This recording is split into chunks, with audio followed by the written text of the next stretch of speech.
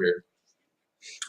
Well, first, what retro Jordans are is they are a shoe that was not created by Michael Jordan, but they were created for Michael Jordan. Now, to help you understand, I have 3 points that I'm going to present to you today. First being history behind retros. Second being information on retros and how many retros there actually are. And the third is culture in retros and how they blend together. Let's shoot a step back jumper and learn about the history of retros.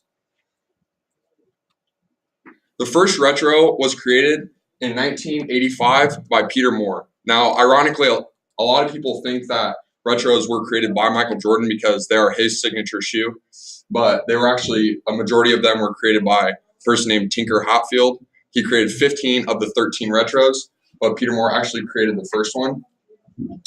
According to reference.com, the very first retros were actually banned because they did not meet the NBA dress code policy. But since the original retros were created by Nike, Nike did foot the bill. There was a $5,000 fine every time Michael Jordan wore them, but Nike did pay for that.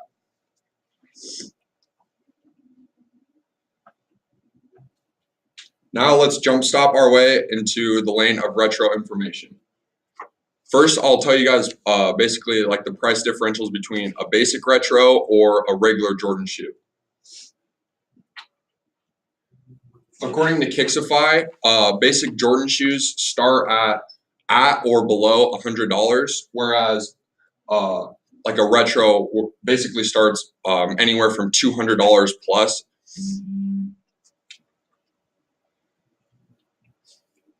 Now let's move on to how many retros there actually are. Ironically, there are 23 different pairs of retros, and why it's ironic is because that was Michael Jordan's number. Now each Jordan has its own name. So for instance, these right here they're called Legend 11s. Most people aren't for sure why they have the first name that they have, like Legend.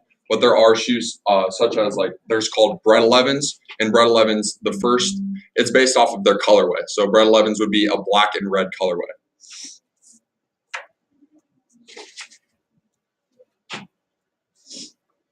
Finally, we'll Euro step our way into culture in retros and how they intermingle. Now these are the Flu Game 12s. And they have the name Flu Game 12s because they were worn by Michael Jordan in a game where he did have the flu. And I'll go into more detail after this.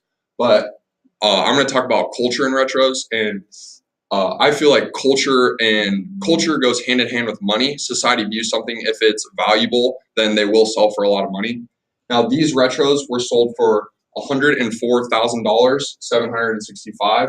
By a Utah Jazz ball boy. They were given to him after a game.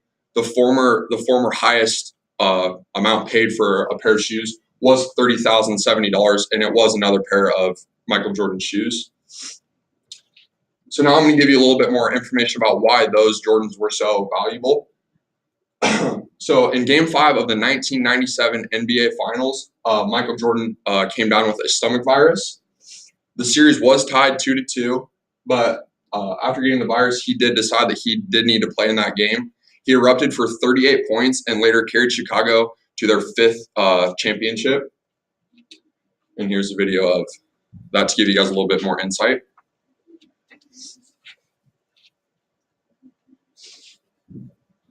He is suffering from flu-like symptoms. We had to help him into the locker room. It may be a believer, unloved, or faithful. See how exhausted Michael Jordan but in the ultimate, you win from my class.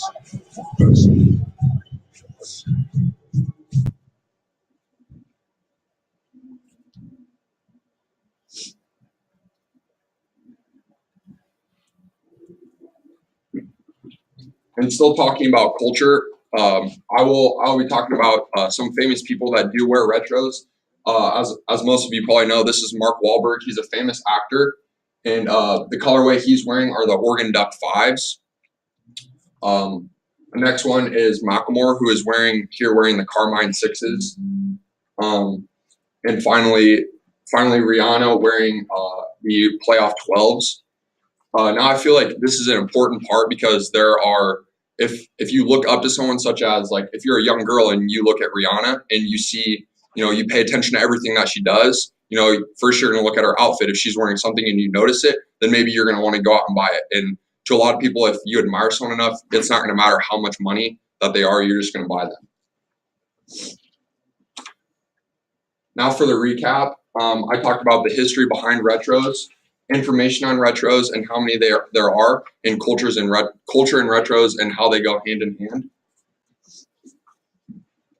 So after finding out more information about retros, would you maybe like to buy a pair? They may be pricey, but they are icy. Thank you.